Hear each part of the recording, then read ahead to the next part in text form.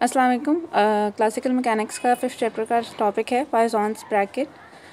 और पाइजॉन ब्रैकेट्स आज हम पढ़ने लगे हैं। और ये टॉपिक जो है वो हमारे पास इसमें काफ़ी सारे सब टॉपिक्स भी हैं। और ये हमारे पास है 5 टॉपिक, ठीक है, 5.5 टॉपिक। इसके बाद हमारे पास पाइजॉन ब्रैकेट्स एंड क्वांटम मैकेनिक्स है। इसके बाद फेस स्पेस एंड ल्यूविलिस थ्योरम है। ये 3 टॉपिक्स हमने इस चैप्टर के रहते हैं जो हमने इंशाल्लाह आज करने हैं। ये लास्ट टॉपिक ऑप्शनल है और 5.8 वाला ये हम देखेंगे, अगर हमने करना हुआ तो हम कर लेंगे। इसके बाद 5.9 टॉपिक है और उसके बाद हमारा ये चैप्टर कंप्लीट हो जाएगा। तो हम लोग पाइजॉन ब्रैकेट स्टार्ट करते हैं।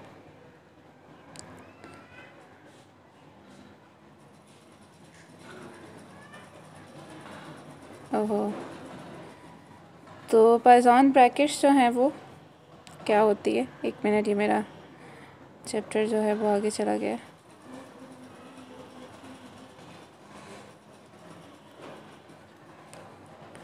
पाइजॉन ब्रैकेट्स जो हैं वो हमारे पास क्या है, ये हमारे पास साइमन डेनिस पाइजॉन ने कुछ काम कर रहा था प्लानेटरी मोशन के ऊपर, तो उस वक्त उसने ये इंट्रोड्यूस करवाया था पाइजॉन ब्रैकेट्स। हमारे इसका क्या यूज़ है ये हम इसमें देखते हैं। अभी हमारे पास हमें इसका सलूशन फाइंड करने की ज़रूरत नहीं है कि ये किस तरीके से आई और इसके पीछे क्या बैकग्राउंड था, लेकिन हमारे पास हमें इसलिए इसकी ज़रूरत है क्योंकि जो हम इंटीग्रल ऑफ मोशंस देखते हैं उसमें हमें ये बहुत ज़्यादा हेल्प आउट करेंगे। They also provide the most direct transition between theoretical mechanics and quantum mechanics। आगे हम देखेंगे कि किस तरह से theoretical mechanics and quantum mechanics में ये लिंक किसकी हेल्प से हम फाइंड कर सकते हैं। अगर सपोज हम हाइजेनबर्ग्स की पिक्चर की रिस्पेक्ट से देखना चाहें, वो भी सारी चीज़ें इसके अंदर लिंक्ड होंगी।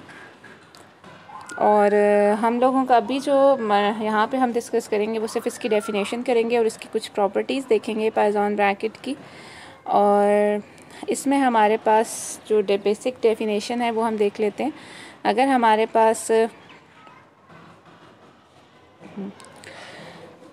पास एक सिस्टम है, डायनामिक सिस्टम, जिसके कोऑर्डिनेट क्यू जे और उसका जो कॉन्जुगेट मोमेंटा है वो पी जे है, तो उस तरह से कोई भी आप 2 वेरिएबल ले लें उस डायनामिक सिस्टम में, जैसे आपके पास एफ और जी है जो कि क्यू पी एंड टी का फंक्शन है, तो उन 2 वेरिएबल्स को हम लोग उनकी जो ब्रैकेट है उसको इस तरीके से डिफ़ाइन करेंगे, ठीक है।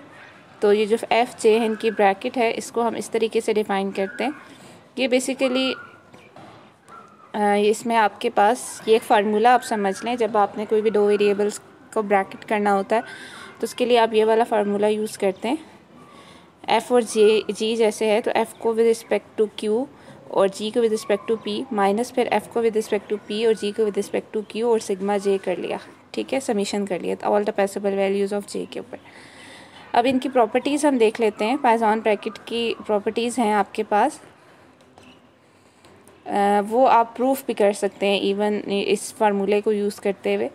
एक प्रॉपर्टी ये है कि अगर दोनों वेरिएबल सेम हो, जैसे एफ हो जाए, तो उनकी पाइजॉन ब्रैकेट 0 होती है। अगर आप दोनों वेरिएबल्स की पोजीशन को इंटरचेंज कर लें तो नेगेटिव साइन आता है, मतलब ये एंटी सिमेट्रिक है। इसके अलावा ये कि अगर आपके पास 2 वेरिएबल्स इस तरीके से हैं कि एक वेरिएबल और दूसरा जो है वो सम की फॉर्म में है, तो आपकी जो पाइजॉन ब्रैकेट है वो दोनों जो है के साथ अलग-अलग आ जाएगी। जैसे इस केस में ए जी के साथ एक दफ़ा और एक दफ़ा एफ एक्स के साथ। अच्छा, इसमें एक चीज़ आई थिंक ये है कि यहाँ पे आपके पास ए और बी जो है वो कांस्टेंट्स जो है वो आप बाहर निकाल सकते हैं बेसिकली। तो अगर आप एफ़ का ए जी के साथ ले रहे हैं, वो भी एक प्रॉपर्टी होती है, तो आप ए को बाहर निकाल सकते हैं ब्रैकेट से। इसी तरह एफ़ का बी एक्स के साथ ले रहे हैं तो बी को बाहर निकाल सकते हैं, linearity for constant A and B. फिर उसके अलावा ये कि आपके पास एफ़ जी एक्स है जैसे, तो अगर आपके पास 2 प्रोडक्ट की फॉर्म में कुछ लिखा हुआ है जैसे जी और एक्स है, तो उसकी प्रॉपर्टी ये है कि आप उसको इस तरीके से लिखते हैं, इस तरीके से कि आपने जी और एक्स है तो आपने एक दफ़ा एक्स को जो है वो बाहर निकाल के जी के साथ लिखा और एक दफ़ा जी को बाहर निकाल के एक्स के साथ लिखा, लेकिन आपने बाहर इस तरीके से नहीं निकालना जैसे नॉर्मल आप ब्रैकेट से निकालते हैं। आपने पोजीशंस का ध्यान रखना है। एक्स क्योंकि राइट साइड पे है तो वो जब आप उसे बाहर निकालेंगे तो वो ब्रैकेट के राइट साइड पे लिखा जाएगा, और जी क्योंकि लेफ़्ट साइड पे है तो जब आप उसे बाहर निकालेंगे तो वो लेफ़्ट साइड पे रहेगा ब्रैकेट का। इसी तरह अगर आपका जो है एफ वेरिएबल का एक और पॉइजन ब्रैकेट के साथ अगर आपकी ब्रैकेट हो रही है तो फिर उसमें आपके पास और प्लस आपके पास ये बेसिकली ये एक और चीज़ है, इसमें आपका एफ़ का जी एक्स के साथ, फिर जी का एक्स एफ़ के साथ और एक्स का एफ़ जी के साथ, मतलब ये ऑलरेडी ब्रैकेट्स थे और इसका जो सम है वो ज़ीरो है। इसको जैकोबीज आइडेंटिटी कहते हैं, ये भी बहुत फेमस आइडेंटिटी है। तो ये जिसमें जो भी वेरिएबल यूज़ किए गए हैं एफ़ जी और एक्स, ये आपके पास function of canonical variables and time, ये कैनोनिकल वेरिएबल्स जो ऊपर हमने देखे हैं उनका और टाइम का फंक्शन है।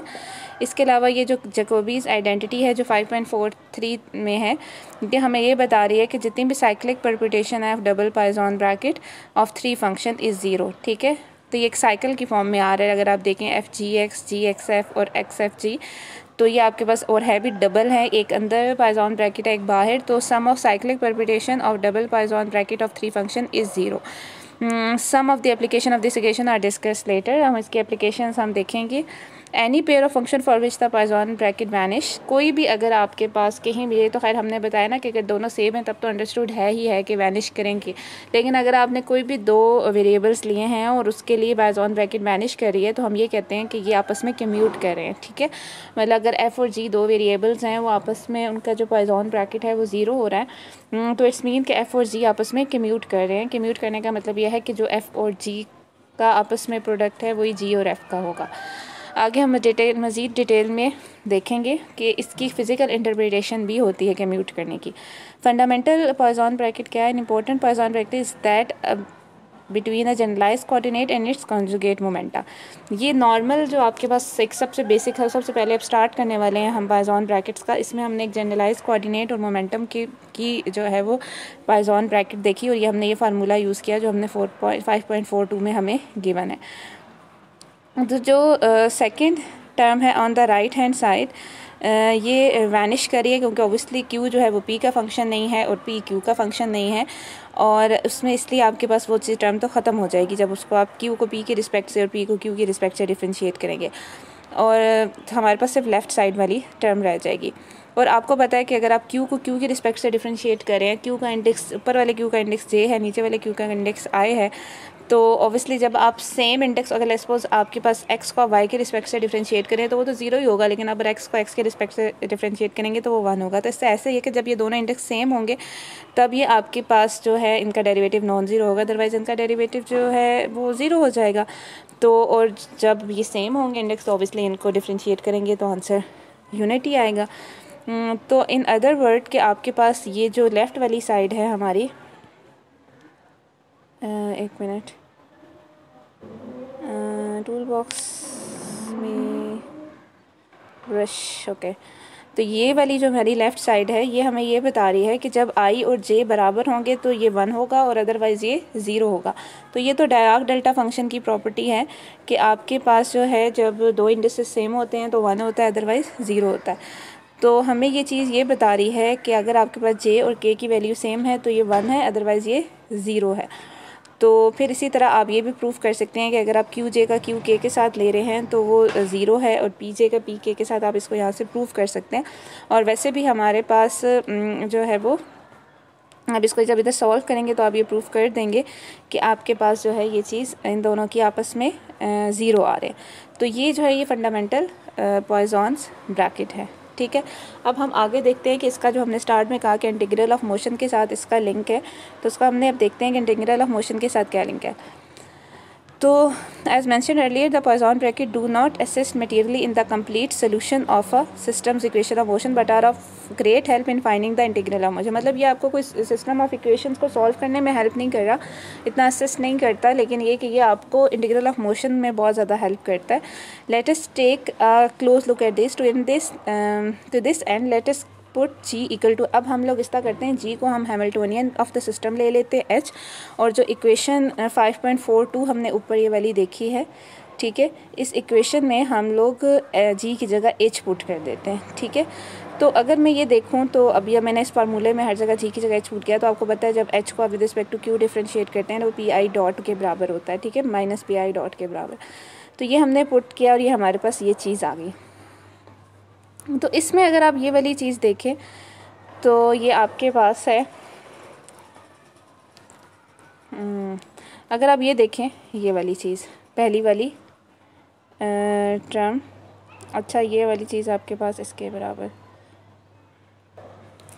अब यहाँ पे अगर आप देखें तो ये वाली टर्म इस तरीके से आई है, मैं आपको समझा देती हूँ कि जैसे डी एफ है ना, अगर आपके पास एफ क्यू का, पी का और टी का फंक्शन है, और अगर आप डी एफ फाइंड करना चाहते हैं तो वो किसके बराबर होगा, partial F by partial Q T Q plus partial F by partial P D P plus partial F by partial T D T, ठीक है, ऐसे ही आप लिखते हैं ना।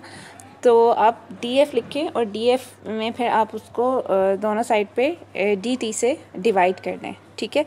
तो वो आपके पास हो जाएगा partial F by partial Q D Q by D T, फिर इसी तरह partial F by partial P D P by D T plus partial F by partial T, और जो उसका डी टी था वो तो कैंसिल हो जाएगा। तो अब आपके पास ये दो टर्म्स जो हैं वो एक साइड पे रहने दें, और जो D F by D T था और दूसरी साइड पे जो partial F by partial T था वो एक साइड पे आ जाएगा। ये मैं आपको लिख के भी सेंड कर दूँगी, लेकिन मैं अभी यहाँ पे करती हूँ, एक मिनट सॉरी।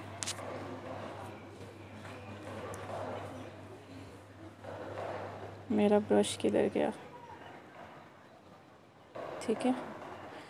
अब देखिए मैं आपको बताती हूँ, डी एफ है ना, डी एफ बराबर होगा partial F by partial P D p, ठीक है, plus partial F by partial Q D Q, ठीक है। फिर अब थर्ड टर्म लिखी नहीं जा रही थी इसलिए मैंने उसको डिलीट करी, partial F by partial T D T, ठीक है। ये आप साथ आप नोट कर लेना। तो ये तीन टर्म्स आ गई डी एफ की। जो डी एफ की तीन टर्म्स आई, ठीक है, फिर दोनों साइड पे मैंने क्या किया, डी टी से डिवाइड कर दिया। यहाँ पे तीन टर्म्स थी उनको भी डी टी से डिवाइड कर दिया। तो पीछे मेरे पास क्या रह गया, इधर तो था मेरे पास D F by D T, इस साइड पे क्या आएगा अब वो मैं लिखती हूँ। दूसरी साइड पे मेरे पास आ जाएगा partial F by partial P D P by D T plus partial F by partial Q D Q by D T, और जो थर्ड टर्म है partial F by partial T D T. तो ये तीन टर्म्स आ गई। Sorry यहाँ पे आपने डी टी से डिवाइड भी किया था तो ये तो डी टी कैंसिल हो जाएगा। तो ये तीन टर्म्स आ गई। क्या क्या तीन, अब वो जो लिखी थी मैंने partial F by partial P D P by D T, वो D P by D T क्या हो जाएगा पी डॉट, ठीक है। इसी तरह plus partial F by partial Q Q dot, और लास्ट वाली क्या हो गई आपके पास, लास्ट टर्म क्या हो जाएगी, वो तो simple partial F by partial T हो जाएगी। तो अगर आप देखें तो एक टर्म आपके पास, मतलब तीन टर्म्स आ गई ना, मतलब D F by D T किसके बराबर आ गया finally, partial F by partial P P dot plus partial F by partial Q Q dot और plus partial F by partial T.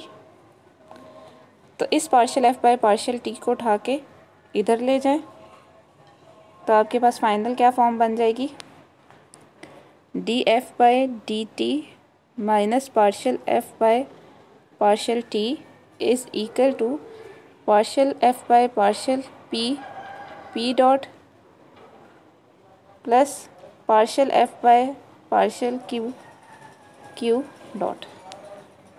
तो अगर आप इसे देखें तो ये वाली टर्म जो है वो इसके बराबर ऐसे आ गई। कुछ समझ आ गया।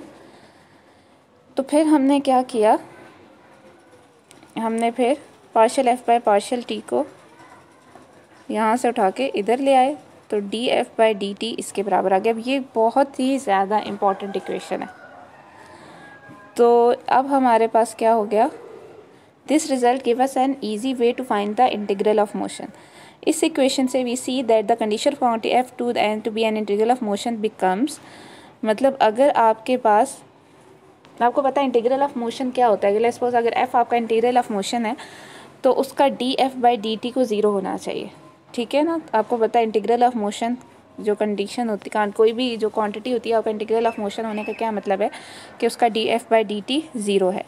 तो मतलब आपके पास जो df/dt है ज़ीरो है। If the integral of motion f does not explicitly depend on time, तो अगर वो f टाइम पे एक्सप्लिसिटली भी डिपेंड नहीं कर रहा तो फिर देखिए, एक होता है आपके पास इंटीग्रल ऑफ मोशन, कोई भी क्वांटिटी इंटीग्रल ऑफ मोशन, उनका मतलब ये है कि उसका derivative with respect to time जो है वो क्या होना चाहिए, ज़ीरो होना चाहिए, मतलब वो with respect to time change नहीं हो रही, तो उसका df/dt जो है वो ज़ीरो है।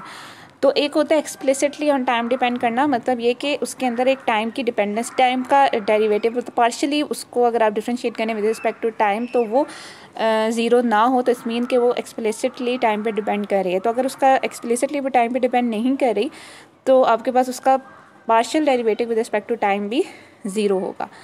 तो आपके पास क्या फिर पीछे बच जाएगा कि पाइथन ब्रैकेट ज़ीरो होगी, FH ज़ीरो हो गया।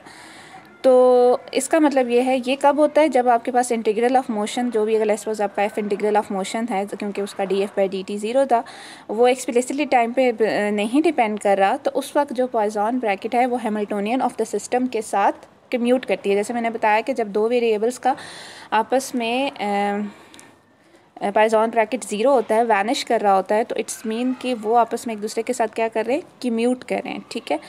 तो इसकी another important property of Poisson bracket that if F और जी आर टू इंटीग्रल, अगर एफ और जी दोनों जो है वो इंटीग्रल ऑफ मोशन है, तो then the Poisson bracket of F and G is also an integral of motion.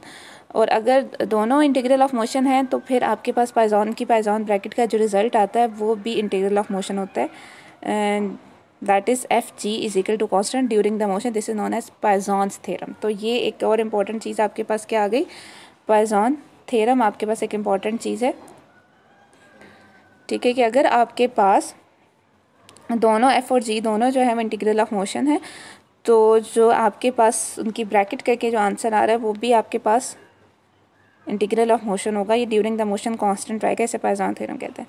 फिर उसका उन्होंने प्रूफ भी किया हुआ है, proof of the Poisson theorem. अब आगे आपके पास प्रूफ है, एफ एंड जी अगर दो इंटीग्रल ऑफ मोशन है तो ऑब्वियसली आपको पता है कि अगर एफ इंटीग्रल ऑफ मोशन है तो उसका ये चीज़ आपको पता है कि df/dt ज़ीरो होगा, partial F partial T plus F H जो है वो ज़ीरो होगा।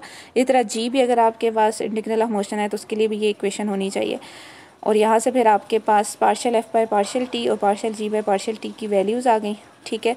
और नाउ फ्रॉम इक्वेशन 5.45 आपके पास जो इक्वेशन है ये वाली, तो इससे आपके पास क्या हो गया कि आपने यहाँ पे इसमें एफ़ और जी जो ब्रैकेट है उसको आपने d/dt किया। तो मतलब ये कि आपने क्या किया कि नॉर्मली आपके पास f था ना, अब आपने f की जगह क्या कर दिया, एफ जी। तो जहाँ जहाँ एक f आ रहा है इस इक्वेशन में उसकी जगह आपने एफ जी की ब्रैकेट को पुट कर दिया, ठीक है। उसके बाद आपने यहाँ पे जो है जब डिफ्रेंशिएट किया पॉइसन ब्रैकेट, तो अब इसको भी देख लें कि ये किस तरीके से किया। पहले एक का डिफ्रेंशिएट किया प्लस फिर एक को छोड़ा और दूसरे को डिफ्रेंशिएट किया। अब जो ये वाली चीज़ है, ठीक है, वो इन्होंने इस तरीके से एक मिनट सॉरी, ये वाली चीज़ तो ऐसे ही है। दूसरी और तीसरी में अब इन्होंने क्या किया यहाँ पे, एक मिनट सॉरी, ये जो है partial F by partial T की वैल्यू जो यहाँ पे ऊपर आपने पुट की थी, ये फाइंड की थी, वो यहाँ पे पुट की। और इसी तरह partial G by partial T की जो वैल्यू आपने फाइंड की थी वो यहाँ पे पुट की, ठीक है। फिर उसके बाद आपको जैसे पता है कि जो पॉइसन ब्रैकेट्स हैं वो आपके पास क्या होती हैं, एंटी सिमेट्रिक होती हैं। अब आपने इनकी पोजीशंस को इंटरचेंज किया तो माइनस साइन जो है वो प्लस साइन में चेंज, मतलब ब्रैकेट के अंदर ये इनकी पोजीशंस को इंटरचेंज किया, साइन माइनस प्लस हो गया। तो और ये आपने अभी थर्ड प्रॉपर्टी हमने देखी थी, ऊपर जो सारी प्रॉपर्टीज़ देखी थी उसमें एक लास्ट वाली प्रॉपर्टी थी ये साइक्लिक वाली, तो उसका हमने देखा था कि ये ज़ीरो था। तो ये क्या आया, जैकोबियन आइडेंटिटी को हमने यूज़ किया तो ये d/dt ऑफ एफ जी जो है वो ज़ीरो आया। इसका मतलब वो एफ जी क्या हो गया, कांस्टेंट। तो ये आपके पास पाइजन थ्योरम का प्रूफ भी आ गया। ठीक है, अब हम एग्जांपल के ऊपर अप्लाई करके देखते हैं कि ये हमें कैसे हेल्प कर रहा है। पार्टिकल है वो ऑफ मास m, वो मूव कर रहा है in the central potential v does not depend on velocity, मतलब उसका पोटेंशियल v जो है वो वेलोसिटी पे डिपेंड नहीं कर रहा। इंटीग्रल ऑफ मोशन हमने कैलकुलेट करना है। सबसे पहले हमारे पास एक पार्टिकल है, सेंट्रल पोटेंशियल की वजह से सर्कल मतलब किसी हाँ मतलब सर्कल में सपोज मूव कर रहा है, एक स्फेरिकल सिमेट्री है। तो आपके पास स्फेरिकल कोऑर्डिनेट में आपने उसकी काइनेटिक एनर्जी लिख ली। आपको स्फेरिकल कोऑर्डिनेट में पोटेंशियल वेलोसिटी फाइंड करने का पता होना चाहिए। वेलोसिटी जो है वो स्फेरिकल कोऑर्डिनेट में लिखी है। उधर से हमारे पास काइनेटिक एनर्जी आ गई। लैग्रांजियन आपने t माइनस वी का कर दिया क्योंकि v जो है वो वेलोसिटी के ऊपर डिपेंड नहीं कर रहा। तो आपके पास जब आप उसको क्यू डॉट क्योंकि वेलोसिटी होती है, जब आप क्यू डॉट की रिस्पेक्ट से उसे डिफरेंशिएट करेंगे एल को, तो आपके पास जो है वो वी जो है उसकी डिपेंडेंस तो नहीं आएगी, तो partial T by partial Q dot आ जाएगा। ठीक है, तो अब आपने इसको वी इसीलिए हमने लिखा ही नहीं है क्योंकि हमने अभी फ़िलहाल क्यू डॉट की रिस्पेक्ट से उसे डिफरेंशिएट करना था। तो टी को हमने क्यू डॉट की रिस्पेक्ट से डिफरेंशिएट किया। अब क्यू यहाँ पे आपके पास 3 है, आर है, थीटा है और साई है। आर और थीटा और साई की रिस्पेक्ट से आपने स्फेरिकल कोऑर्डिनेट में इसको डिफरेंशिएट करके आपने यहाँ से पी आर, पी थीटा और पी साई निकाल लिया। फिर आपने हैमिल्टोनियन जो है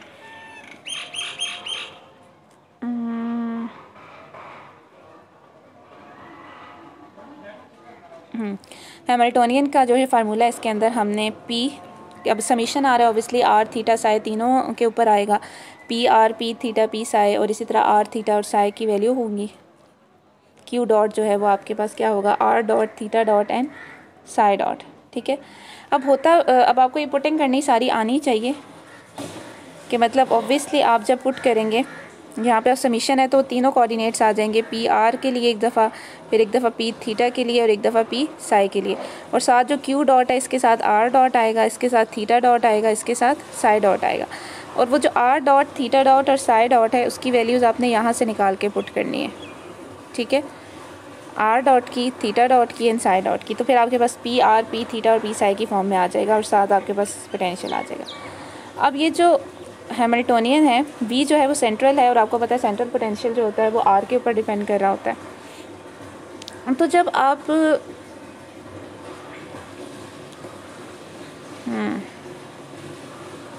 अब इन्होंने क्या किया कि पी जो है वो जो मोमेंटम्स हैं तीनों उनका सेपरेटली जो है वो हैमिल्टोनियन के साथ जो है वो आपने उसका पाइजन ब्रैकेट ले लिया। ठीक है, मतलब आपने सेपरेटली हैमिल्टोनियन के साथ जब उसको ब्रैकेट किया, पी आर को किया, पी थीटा को किया और पी साई को किया। ठीक है, तो वहाँ से हमारे पास जो पी थीटा वाली टर्म थी उसका जब हमने एच के साथ लिया तो वो हमारे पास ज़ीरो आया। तो अब जिसका भी आपके पास, जैसे पहले बताया कि अगर आपके पास जिसका भी इस इक्वेशन के मुताबिक अगर आपके पास कोई भी वेरिएबल है उसका एच के साथ जो है वो ब्रैकेट जो है वो ज़ीरो आ रहा है, वैनिश हो रहा है, तो इट्स मीन कि वो जो वेरिएबल है वो इंटीग्रल ऑफ मोशन है। ठीक है, तो इस केस में आपका पी थीटा का एच के साथ जो है वो ज़ीरो आ रहा है, तो आपके पास पी थीटा जो है वो इंटीग्रल ऑफ मोशन है। तो कैसे, अब आपको कैलकुलेट करना पड़ेगा।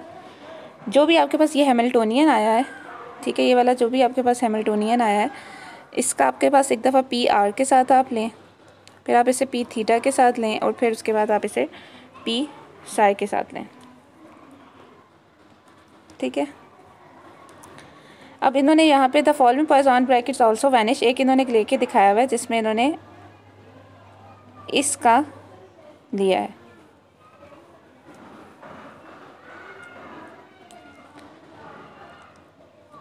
अब देखिए तरीका, यहाँ से आपको तरीका समझ आ जाएगा कि किस तरीके से लिया है इन्होंने। P theta square plus P Sai square divided by sine square theta का एच के साथ लिया। ठीक है, तो यहाँ पे आपने एच में क्योंकि तकरीबन आ रही हैं आपके पास 3 टर्म्स आ रही हैं, मोमेंटम वाली, और v एक टर्म आ रही है v वाली। ठीक है, तो अब आपके पास जो है इस जो सम है ये वाली टर्म, इसकी फिर h की एक PR²/2m के साथ हुआ पहले, और फिर आपके पास इसके साथ हुआ। अच्छा, मुझे लग रहा है कि यहाँ पे जो है वो आई थिंक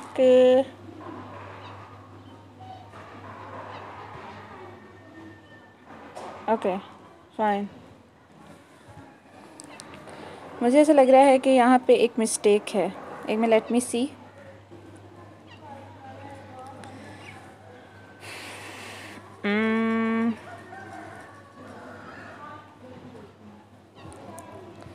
जब आप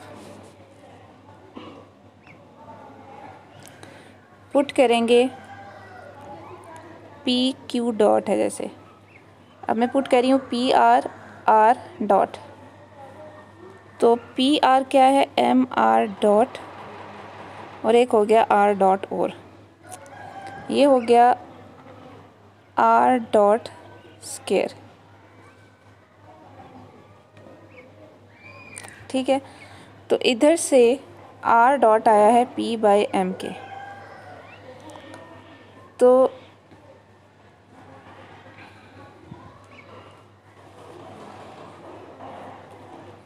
MR डॉट स्केयर आ जाएगा आपके पास MP/R² divided by M square, PR² divided by M। ठीक है, इसी तरह आपके पास हो गया P डॉट, P हो गए MR², तो यहाँ पे हो गया थीटा डॉट स्केयर, और थीटा डॉट स्केयर हो जाएगा P² M स्केयर R4। ठीक है, तो ये हो जाएगा M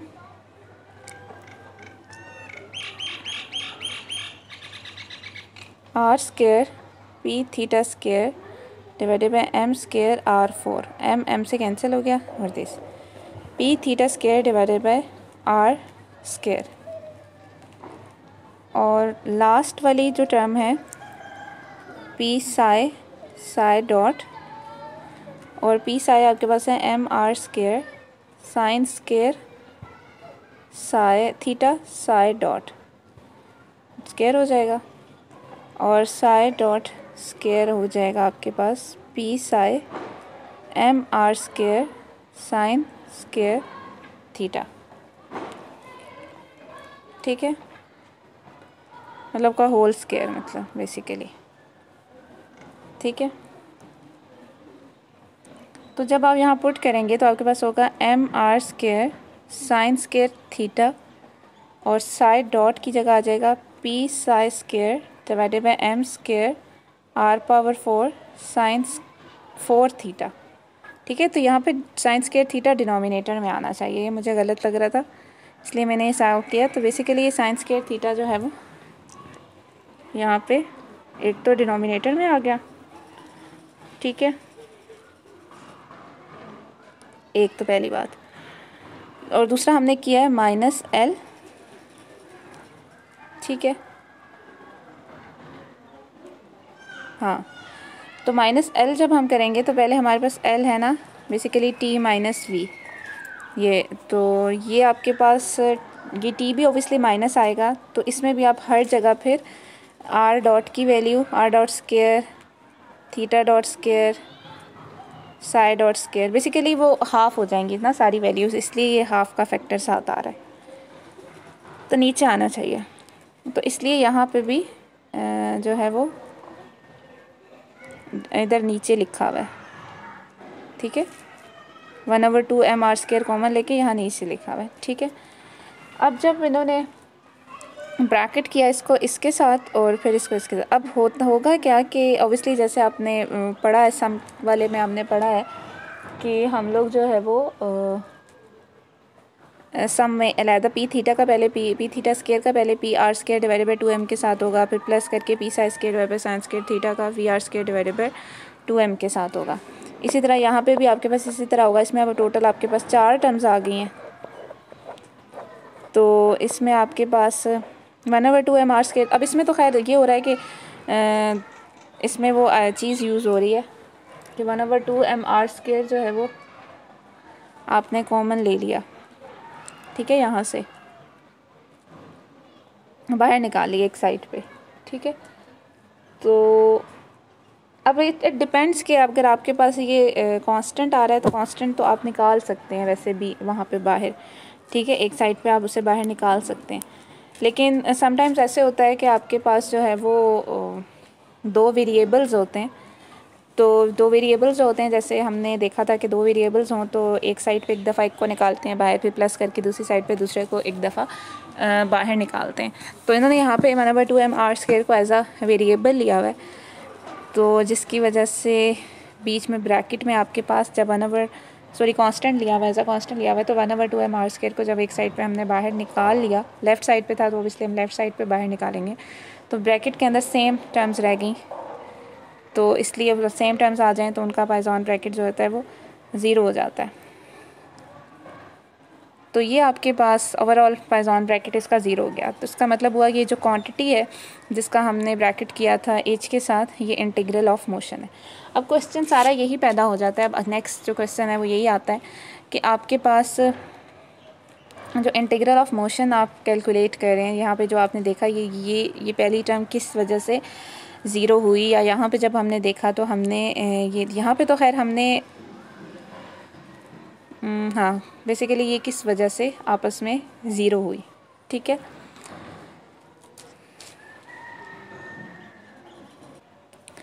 तो उसके लिए हम ये वाली इक्वेशन यूज़ करेंगे जो 5.42 है। अब एफ लेस्पोज जैसे उन्होंने कहा है कि पी थीटा जो है वो उसका एज के साथ 0 होगा, तो इसमें आप पी थीटा जो है उसको आपने क्यू जो है वो एक दफ़ा आर होगा, एक दफ़ा थीटा होगा, एक दफ़ा साई होगा, और जो पी है इसी तरह एक दफ़ा पी आर होगा, एक दफ़ा पी थीटा होगा, एक दफ़ा पी साई होगा।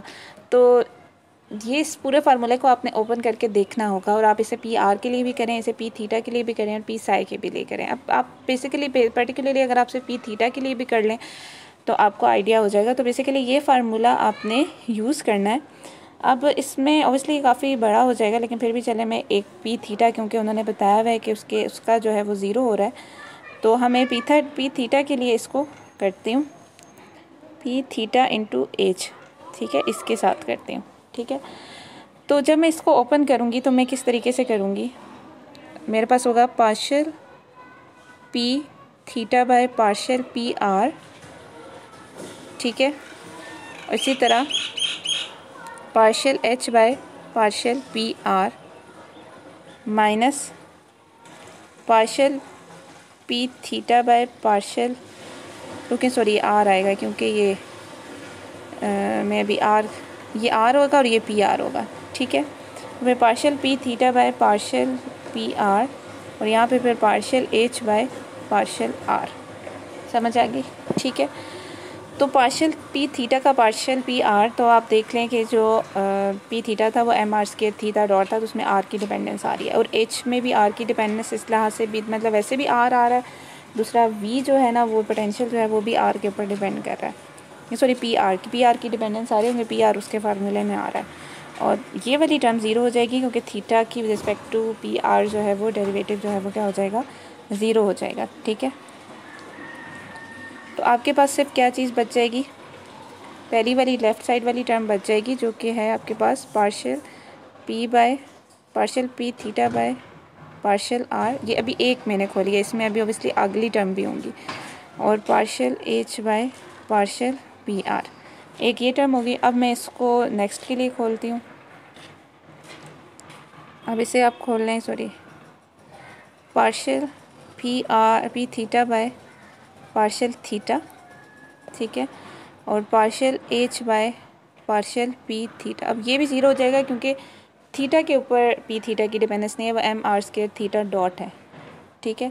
और जो दूसरी वाली साइड है उसमें होगा partial p by partial P theta by partial P theta, obviously ये 1 हो जाएगा, और पार्शियल एच बाय पार्शियल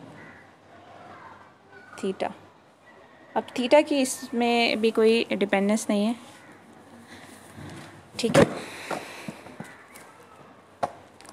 और उसके बाद लास्ट वाली जो टर्म बचेगी वो फिर आपके पास हो जाएगी partial P theta by partial, मतलब वो तो वैसे भी आपको अंडरस्टूड नज़र आ रहा था, ये तो हम इतना बड़ा पाइजॉन ब्रैकेट फाइंड करें, लेकिन वैसे भी आपको अंडरस्टूड नज़र आ रहा था कि थीटा के ऊपर उसकी कोई डिपेंडेंस नहीं थी, ठीक है। तो वहाँ से आपके पास वैसे ही थीटा का जो कॉन्जुगेट मोमेंटम होना चाहिए था वो कांस्टेंट ऑफ मोशन ही होना चाहिए था, लेकिन ये भी एक लंबा तरीका है।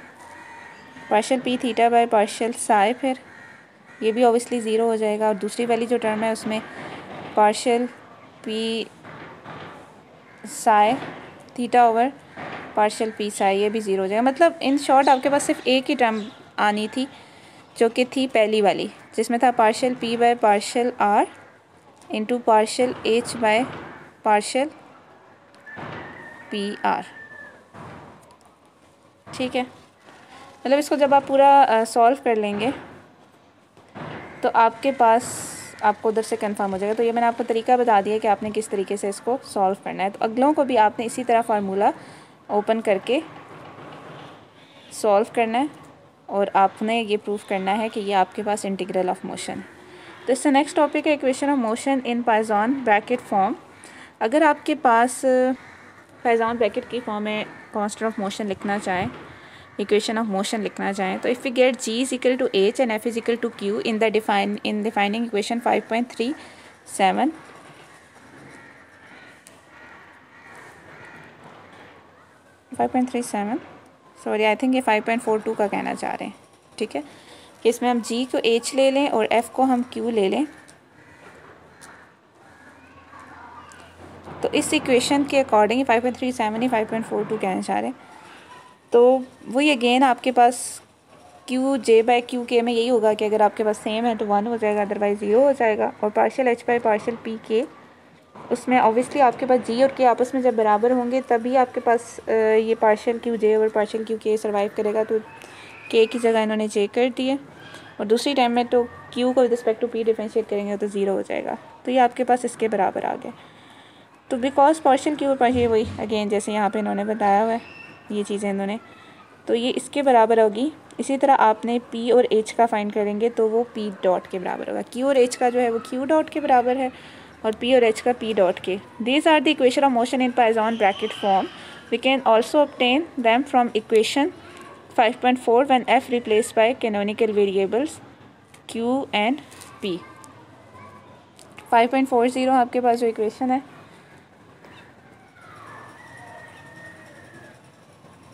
आई थिंक ये इसकी बात करें, ठीक है, 5.44 की।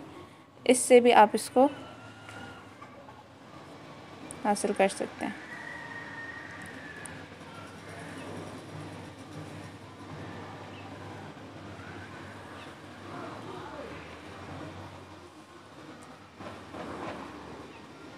कि एक दफ़ा आप जो है, बल्कि नहीं इस वाली से नहीं, बल्कि इससे 5.44, मतलब बेसिकली वो कुछ इक्वेशंस पीछे चल रहे हैं ना। पहले उन्होंने 5.37 कहा जबकि वो 5.42 था, फिर उसके बाद इन्होंने आगे से कहा है आपको 5.40, ठीक है। तो 3 इक्वेशंस आगे चल रहे हैं, मतलब 5.42 से 5.45, ठीक है। तो बेसिकली 5.45 इक्वेशन से अगर आप एक दफ़ा F को Q लें और एक दफ़ा F को P लें तो इस इक्वेशन से भी आप वो चीज़ फाइंड कर सकते हैं। As an example, consider a charge particle moving in electromagnetic field, the Hamiltonian of the particle has been shown to be this. जैसे पहले भी इलेक्ट्रोमैग्नेटिक फील्ड के अंदर चार्ज पार्टिकल मूव कर रहा है, उसका हैमिल्टोनियन हमने डिस्कस किया हुआ है कि वो किस तरीके से आता है। तो since where we have use the result this, तो इसको भी आप वेरीफाई कर सकते हैं कि x का j h के साथ एक दफ़ा और p का h के साथ और आप इसे सॉल्व करके इसको निकाल लें, ये भी आपका टास्क है। ना हुआ तो आप मुझे बता दीजिएगा, ठीक है। ये सब आपने मैथ करना है। Canonical invariants of Poisson bracket. Like Hamiltonian's equation of motion, Poisson's brackets are canonical invariants.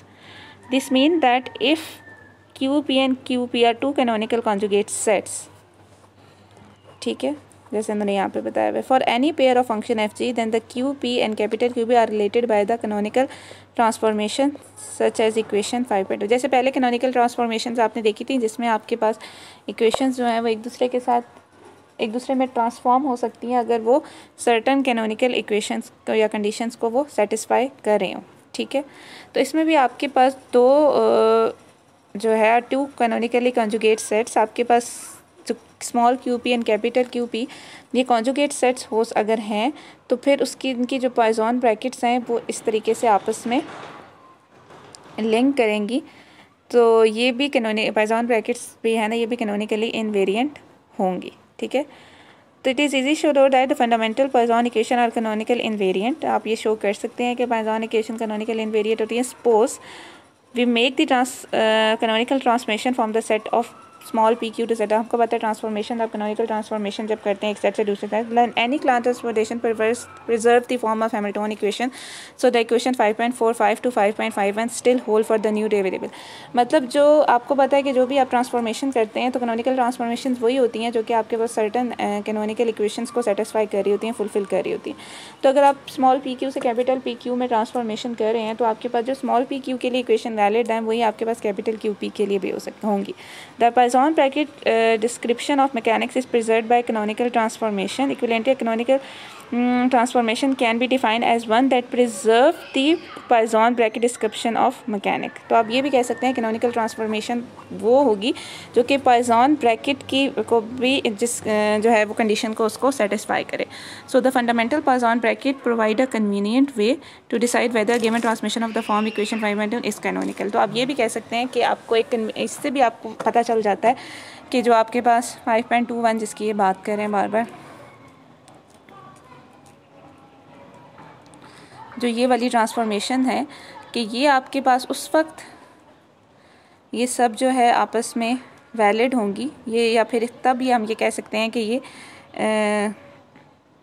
Canonical deformation को आप ऐसे ये कह सकते हैं कि वो आप अगर आप उसे चेक करना चाहते हैं तो उसके लिए आप ये पॉइज़न ब्रैकेट वाला वे भी यूज़ कर सकते हैं। तो इनफैक्ट ये सफिशिएंट कंडीशन है, अगर वो इस कंडीशन को सेटिस्फाई कर रहे हैं तो इट्स मीन कि वो कैनोनिकल वेरिएबल्स हैं। अब हम इसको एग्जांपल भी एक सॉल्व करते हैं जिसमें आपको पता चल जाएगा कि किस तरीके से आप पॉइज़न ब्रैकेट को यूज़ करके हम को शो कर सकते हैं कि कौन सी ट्रांसफॉर्मेशन जो है वो कैनोनिकल है। जैसे कैपिटल Q और कैपिटल P है, बेसिकली दो इन्होंने आपको बताए हुए in term of small p and small q। तो Q का Q के साथ और P का P के साथ तो जैसे हमें पता है पॉइज़न ब्रैकेट 0 होता है सेम का। Q का P के साथ ये फार्मूला इन्होंने यूज़ किया, Q को Q की स्ट्रक्चर पर इसको डिफरेंशिएट करके फिर इन्होंने सॉल्व किया तो ये आपके पास 1 आया। Substituting the expression find this and दस द ट्रांसफॉर्मेशन इज कैनोनिकल, ठीक है। तो यहाँ से ये चीज़ अगर आपके पास इस तरीके से आ जाए तो इसका मतलब ये है कि आपके पास जो इक्वेशन है, जो ट्रांसफॉर्मेशन है वो आपके पास कैनोनिकल है।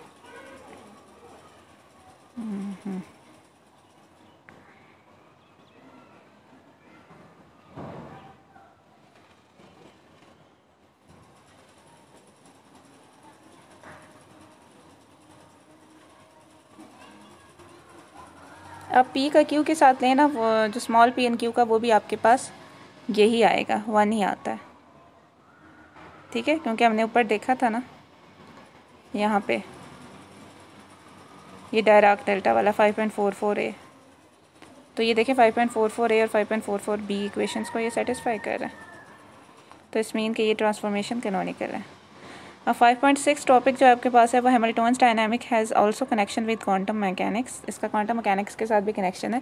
We now briefly discuss such connection. There are two fundamental formulation of quantum mechanics, one is Heisenberg who worked with matrices and one Schrödinger who developed a differential equation. Later, Dirac unified the two seemingly different systems. मतलब ये दोनों different जो Heisenberg और Schrödinger को फिर उसने Dirac ने combine कर लिया था. हाइजेनबर्ग का सोच देखें तो वो ये कहता है he relied on the fact that operator represent observable. Heisenberg ये कहता है कि जो भी ऑपरेटर है वो ऑब्जर्वेबल को रिप्रेजेंट करता है. डायनामिक क्वांटिटीज़ इन क्वांटम मैकेनिक्स, मतलब बेसिकली ऑपरेटर क्या होता है, वो एक ऑब्जर्वेबल डायनामिक होता है क्वांटम मैकेनिक्स के अंदर जो ऑपरेट करता है और उसको आप मैट्रिसेस से रिप्रेजेंट कर सकते हैं. ऑपरेटर मैट्रिसेस जो होते हैं इन जनरल वो कम्यूट नहीं करते. मतलब नॉर्मली भी मैट्रिसेस का तो आपको पता ही है कि वो कम्यूट जनरली नहीं करते. कुछ केसेस में कर जाते हैं लेकिन जनरली आप ये नहीं कह सकते कि हर केस में वो कम्यूट करते हैं. तो इसी तरह आपके पास ऑपरेटर्स भी जनरली कम्यूट नहीं करते. तो this non commutability of two operator is vital to Heisenberg's work. तो ये जो नॉन कम्यूटेशन है ना, ये ही हाइजेनबर्ग के काम के लिए सबसे ज़्यादा ज़रूरी थी. अगर कोई भी दो ऑपरेटर ए एंड बी जो कि डायनामिक वेरिएबल्स हैं, that represent the dynamic variables, मतलब ऑपरेटर्स जो किसी डायनामिक वेरिएबल को रिप्रेजेंट कर रहे हैं, समझ आ गई. तो आपके पास ऑपरेटर जो किसी डायनामिक वेरिएबल को रिप्रेजेंट कर रहे हैं तो उनका जो ब्रैकेट है ए बी उसको हम इस तरीके से शो कर सकते हैं. तो for this definition see that the commutator of two, अगर ए बी माइनस बी, अगर ए बी ए के बराबर हो जाएगा तो फिर तो ये ज़ीरो हो जाएगा. तो commutator of two operator possess the same properties of the Poisson indicator as indicated by equation 5.3. तो मतलब पहले जो आपको एक पॉइसन ब्रैकेट की जो 5.42 के अंदर जो आपको बताई हुई है, डेफिनेशन बताई हुई है, वो भी बेसिकली आपके पास एक्चुअली यही चीज़ है. तो Dirac was the first physicist who realized this, and what inspired enough to postulate the commutator was the quantum mechanical Poisson bracket and made the connection. तो उसने फिर क्वांटम मैकेनिक्स के ये तो क्लासिकल मैकेनिक्स के हमने Poisson ब्रैकेट देखी है, फिर उसने क्वांटम मैकेनिक की एक Poisson ब्रैकेट को इंट्रोड्यूस करवाया था. तो अगर आपके पास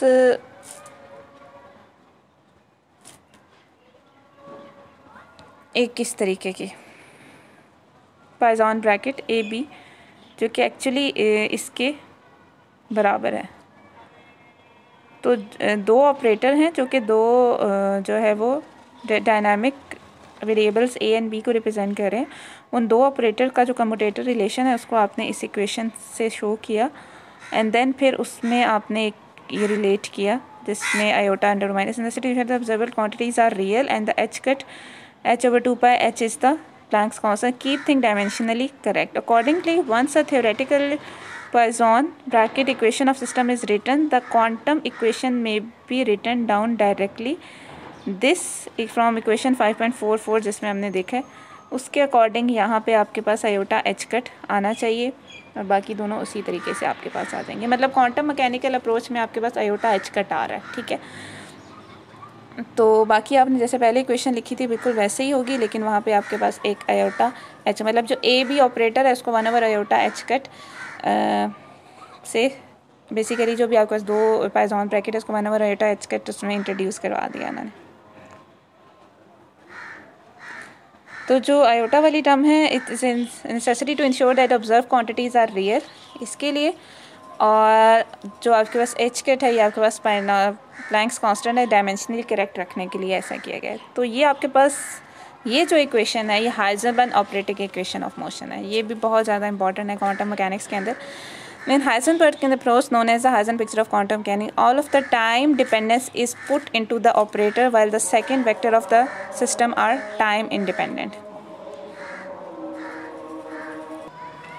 तो बेसिकली ये जो आपके पास हाइजेनबर्ग पिक्चर है इसकी क्वांटम मैकेनिक की, तो इसमें आपके पास जो जितनी भी टाइम डिपेंडेंस है वो ऑपरेटर के ऊपर आ जाती है, और जो स्टेट वेक्टर होता है आपके पास सिस्टम का वो टाइम इंडिपेंडेंट. स्टेट वेक्टर का मतलब होता है वेव फंक्शन वगैरह, ठीक है, वो टाइम इंडिपेंडेंट होता है. लेकिन ये कॉन्ट्रास्ट टू हाइजेनबर्ग पिक्चर जितने भी ऑब्जर्वेबल हैं जैसे पोजीशन, एनर्जी, मोमेंटम जो कि जिनको आप मेजर किया जाता है जिनको हम ऑब्जर्वेबल कहते हैं, वो श्रोडिंजर इक्वेशन में कांस्टेंट ऑपरेटर से आप उन्हें रिप्रेजेंट करते हैं जो एक्सप्लिसिटली ऑन टाइम डिपेंड नहीं कर रहे होते. और टाइम डिपेंडेंस होती है वो सब स्टेट वेक्टर के अंदर आती है, मतलब वेव फंक्शन या स्टेट फंक्शन के अंदर आती है through a partial differential equation जिसे हम श्रोडिंजर वेव इक्वेशन कहते हैं. तो Schrödinger notice noted that geometrical optics require extension to include wave optical effects such as diffraction. He argued that perhaps in analogy mechanics could also be extended. This led to his partial differential wave equation, which is closely connected with the Hamilton-Jacobi equation. Unfortunately, it is beyond our scope to reproduce this detailed treatment.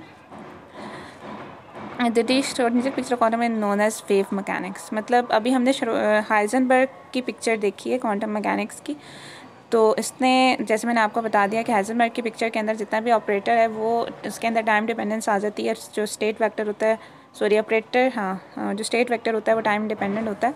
और जबकि Heisenberg Schrödinger picture के अंदर जो है वो आपके पास जो ऑब्जर्वेबल होते हैं आप उन्हें कांस्टेंट ऑपरेटर से रिप्रेजेंट करते हैं, और जो स्टेट वेक्टर होता है या वेव फंक्शन होता है उसके अंदर आपके पास टाइम डिपेंडेंस आ जाती है, और उसे आप पार्शियली डिफरेंशियल इक्वेशन की फॉर्म में आप उसे देखते हैं, जिसे हम श्रोडिंजर इक्वेशंस कहते हैं. तो श्रोडिंजर ने ये नोट किया था कि जितनी भी ज्योमेट्रिकल ऑप्टिक्स है वो उसकी ये रिक्वायरमेंट है कि आप इसको एक्सटेंड करें इस आइडिया को, जिसके अंदर आपके पास वेव ऑप्टिकल इफेक्ट, डायफ्रैक्शन वगैरह ये सब चीज़ें भी आ जाएं. और उसने ये आर्गूमेंट पेश किया था कि जिस तरीके से एक्सटेंशन की ज़रूरत है क्वांटम मैकेनिक पिक्चर्स को, इसी तरह आपके पास सिंपल मैकेनिक्स पिक्चर को भी एक्सटेंड करना चाहिए. तो फिर उसने एक पार्शियल डिफरेंशियल वेव इक्वेशन, फिर उसके बाद इस आइडिया को आगे फर्दर प्रोसीड करते हुए वो पार्शियल डिफरेंशियल वेव इक्वेशन तक पहुंचा था, जो कि कनेक्ट करिए विद हैमिल्टन जैकोबी इक्वेशन के लिए. लेकिन अभी फ़िलहाल ये ना कहा कि बियॉन्ड द स्कोप है. तो जो श्रोडिंजर पिक्चर है क्वांटम मैकेनिक की, उसको वेव मैकेनिक्स कहते हैं. ठीक है. 1948 में फाइनम ने एक ऑल्टरनेटिव फॉर्मुलेशन अप्रोच की थी using a Lagrangian operator and the action S. ठीक है, एक्शन ऑपरेशन एस से. Given a system at the initial state A, अगर आपका एक सिस्टम किसी इनिशियल स्टेट ए के अंदर है, theoretically only one path is important to reach state b. मतलब थियोरेटिकली सिर्फ एक पार्ट ही इंपॉर्टेंट होता है अगर आप किसी बी पॉइंट तक जाना चाहते हैं, और the path for which the action s is least, वो पाथ फॉलो करेगा जिसके लिए एक्शन जो है वो लीस्ट होगा. Quantum mechanically various path are possible. Quantum mechanically बहुत सारे पाथ पॉसिबल होते हैं, and all we can say is that there is certain probability we shall get to state b. मतलब आपको पता है क्वांटम मैकेनिक्स में आप प्रोबेबिलिटी की बात करते हैं कि प्रोबेबिलिटी है कि आप स्टेट बी तक जा सकते हैं. Feynman suggest that all possible path must be considered. Feynman ने कहा आप जितने भी पाथ वो अडॉप्ट कर सकते हैं सबको कंसीडर करें, and they can be consider from the point of view of the action. फिर आप उनको एक्शन के पॉइंट ऑफ व्यू से देखें. And he postulated that the probability amplitude associated with the particular path was related to the action. मतलब किस path की क्या प्रोबेबिलिटी होगी वो एक्शन से रिलेट कर रहा है by the expression exponential of iota S H कर. The quantum mechanical amplitude is then obtained by summing over all paths. फिर अगर आप उसका क्वांटम मैकेनिकल एम्पलीट्यूड कंसिडर करना चाहते हैं तो जितने भी पॉसिबल पाथ हैं उन सब के ऊपर आप इसका सम करेंगे. Feynman's path integral formulation finally laid out in clear textbook fashion in 1966 Feynman and हिब्स.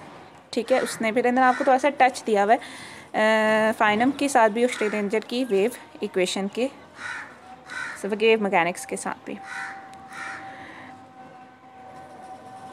अब हम देख लेते हैं last topic phase space and Liouville's theorem. Hamilton's canonical formulation is of no great assistance in getting an actual solution of the trajectory of the particles, but it is very valuable in fracturing the motion of a dynamic system in phase space.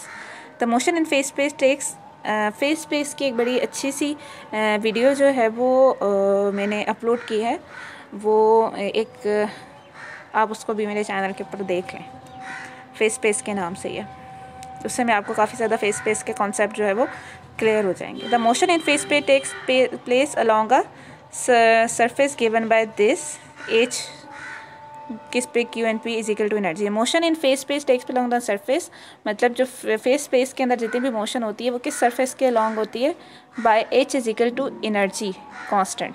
ठीक है. As an example the motion in space for the harmonic oscillator are along the elliptical curves. जैसे उन्होंने एक elliptical curve phase space for harmonic oscillator, जिसमें आपके पास जो p square by 2m plus s square over 2k basically आपके पास का हैमिल्टोनियन जो है वो बराबर है एनर्जी के. ठीक है. We could picture the motion of a dynamical system in the n-dimensional configuration space of the Q's in the Lagrange mechanics. We are often interested in the motion of a group of systems having different initial conditions. At any point Qn, there are many possible curves intersecting with different value of the velocity at that point. This is not the case in the Hamiltonian scheme, where there is only one possible path through each point, because for given 2n initial condition Q and P, the solution of Hamiltonian equation of motion is uniquely determined. तो ये आपको क्या कह रहे हैं कि आपके पास जो डायनामिक सिस्टम है उसके अंदर जो भी पिक्चर होती है, the motion of the dynamic system is in an n dimensional configuration. आपके पास एन डायमेंशनल हो स्पेस ऑफ द क्यूज, आप क्यू एन डायमेंशनल स्पेस है तो q n q's in the Lagrangian scheme आप उसे रिप्रेजेंट कर सकते हैं. हम लोग ज़्यादा अक्सर इंटरेस्टेड होते हैं the motion of group of system having different initial condition. ऐसे ग्रुप ऑफ सिस्टम जिनकी इनिशियल कंडीशन डिफरेंट है. At in any instant q n there are many possible curve intersecting with different value of velocity at that point.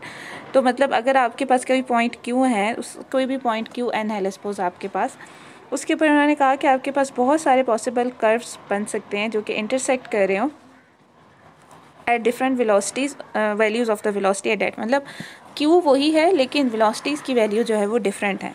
There is not the case in the Hamiltonian scheme में ऐसा नहीं होता. वहाँ पे आपके पास एक path के लिए फेस स्पेस में, ठीक है, आपके पास एक ही पॉसिबल सोल्यूशन होता है, क्योंकि वहाँ पे आपके पास 2n इनिशियल कंडीशन होती हैं जिनके n क्यूज़ हैं तो n p's होते हैं. और द सोल्यूशन और उसमें आपके पास जो सोल्यूशन होता है हैमिल्टोनियन इक्वेशन ऑफ मोशन का वो भी यूनिक होता है.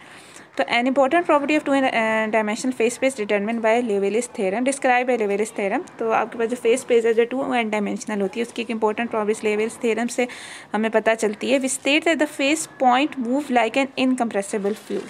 मतलब जो फेस स्पेस है उसके अंदर जो पॉइंट्स हैं वो आपके पास ऐसे मूव करते हैं जैसे कि इनकम्प्रेसिबल फ्लूइड है. More precisely the phase volume okay by the stress of phase point is constant.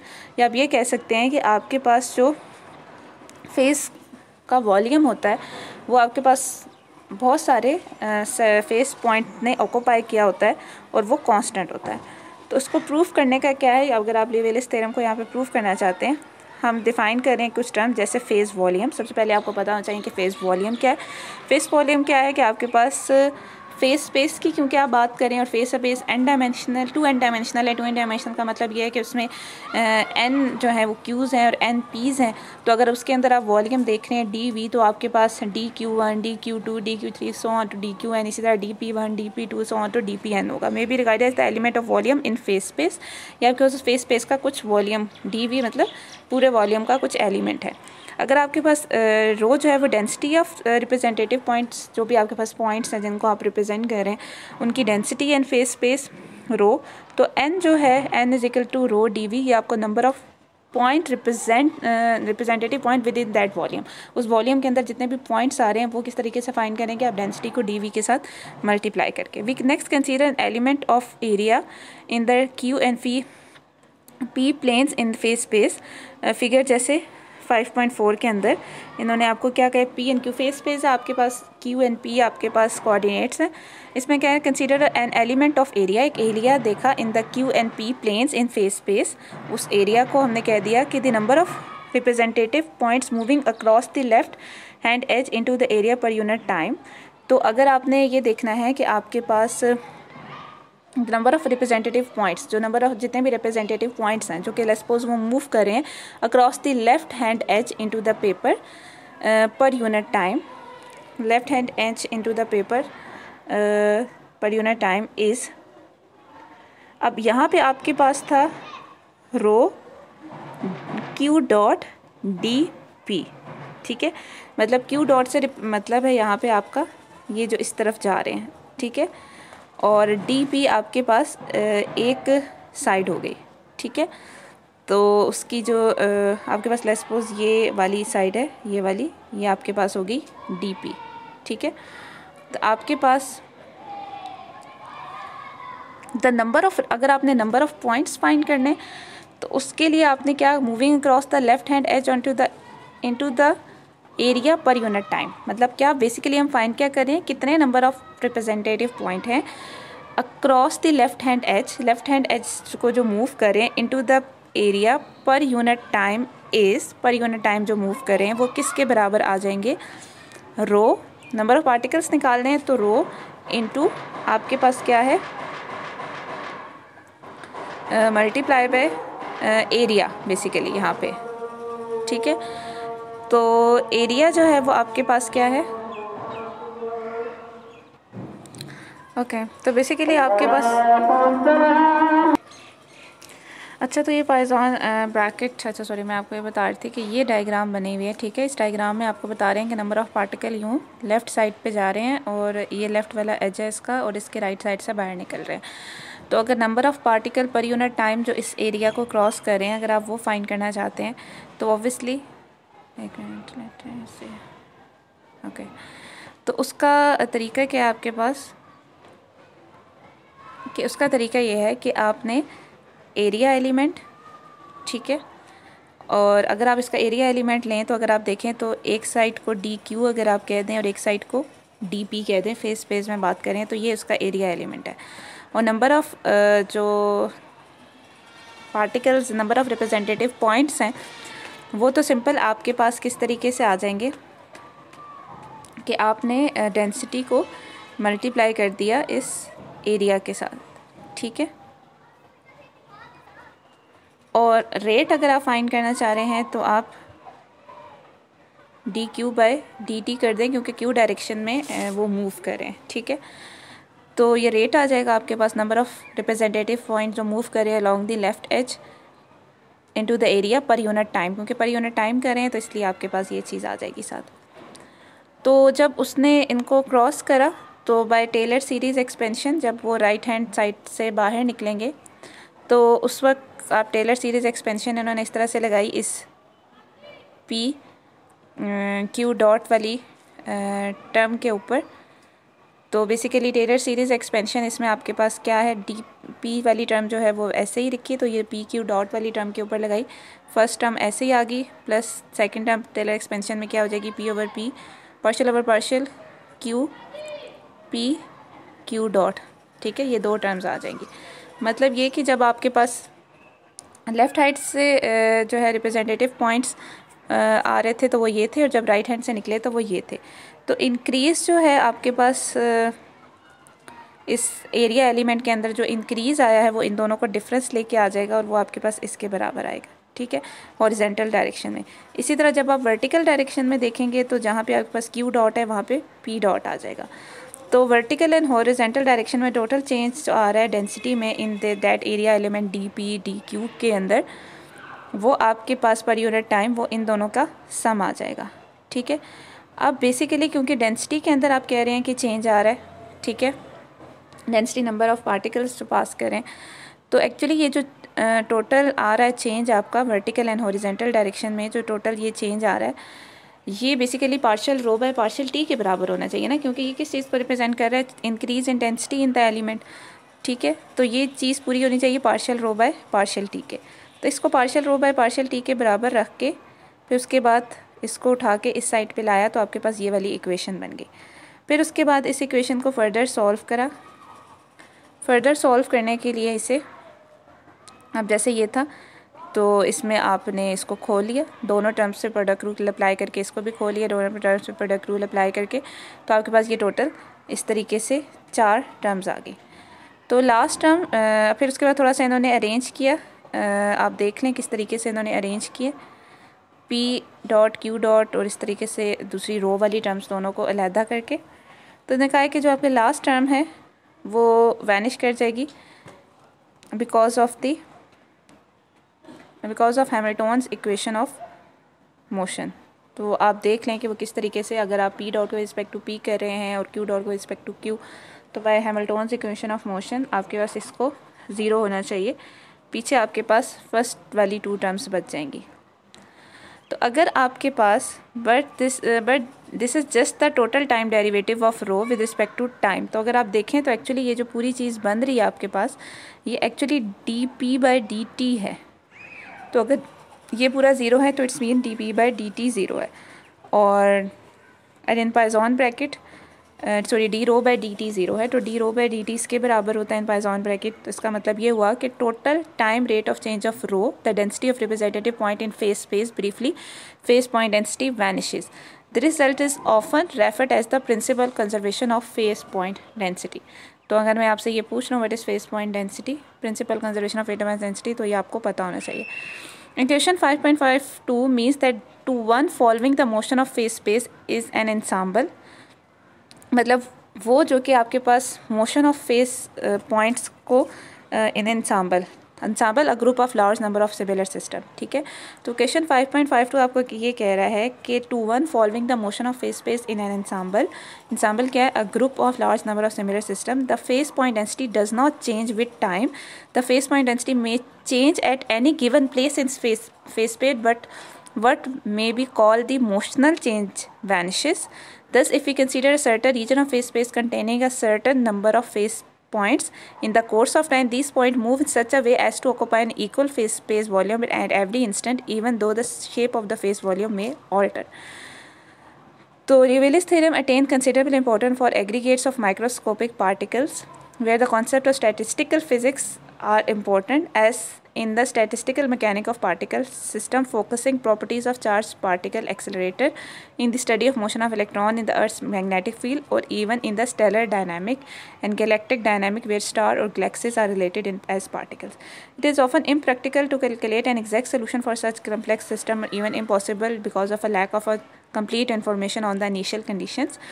Statistical physics make no attempt to obtain a complete solution for system containing many particles. Instead, it's aimed to make a prediction about certain average properties at a given time by examining the motion of a group of a large number of similar systems. The group of similar system is called an ensemble of system, and it is to be seen as intellectual construction to stimulate and represent at one point the properties of actual system as developed in the course of time. मतलब बहुत सारे systems हैं और जो आपके पास properties developed हो रही हैं विद टाइम, उसके बारे में। The statistical properties of ensemble of system can be specified in any instant by giving the density rho in the face space of a system points per unit volume. तो basically statistical physics के अंदर इसकी बहुत ज़्यादा significance है। तो 5.7 क्या है, as an illustration of Rayleigh's theorem consider a system consists of a large number of charged particles, each of mass m and charge E in a uniform magnetic field D. The Hamiltonian for such a particle is this, where the electric field D is assumed to be in the direction of positive q axis. At a given time, say t, an ensemble representing such a system occupies the region A1 shown in figure 5.5. As time advances, these points will move to an adjacent area A2 bounded by the momentum space this. ठीक है,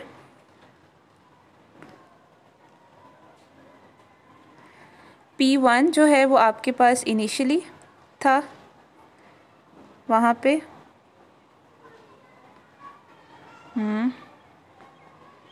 और फिर P1 prime bounded by the momentum volume P1 prime and P2 prime, और P1 plus PT plus P2 plus PT, okay, और इनका differentiate करके P dot the phase volume occupied by the ensemble at T is equal to 0 is the area. Obviously, the phase volume of an ensemble at time is equal to area this. As time passes, the same set of phase points occupies an equal volume of phase space. Therefore, the phase point density must remain the same as Rayleigh's theorems required. It is easy to note that the shape of the successive phase region occupied by the ensemble changes, although phase volume is invariant. इसको फिर मैं detail में आपके साथ discuss कर लूँगी, ये वाला जो आखिरी वाला जो कॉन्सेप्ट है कि ये किस तरीके से Rayleigh's theorem इधर हम लोग अप्लाई करें। अभी बहुत लंबी हो गई है वीडियो, इट्स 68 मिनट्स, और ये थोड़ा सा जो ओवरव्यू रह गया। अब passage from Hamiltonian to Lagrangian. In modern physics, the Hamiltonian is often regarded as more basic than the Lagrangian, so H is given in most cases. Then the natural question arises, given a Hamiltonian, how do we find a Lagrangian? The equation of the system now satisfies Hamiltonian's equation of motion.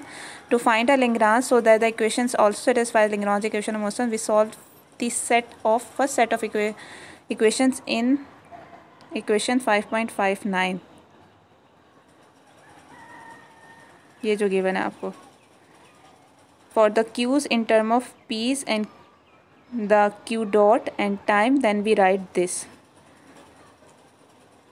Okay, so we solve the first set of equation 5.59 for the p's in term of q's dot and t, then we write this. जिसमें आपको बताया कि Hamiltonian string Lagrange निकालने के लिए क्या है, express l as a function of q dot and t, it is obvious for the essential rotation in equation 5.1 which follow no matter from which and we start, क्योंकि l जो है वो q dot और time पे depend कर रहा होता है. चलें, ये वाला तो हमने यहाँ पे तो कर लिया है, बस हम ये वाला टॉपिक थोड़ा सा लेवेलिस थ्योरम जो है इसको थोड़ा सा फिर डिटेल में देख लेंगे.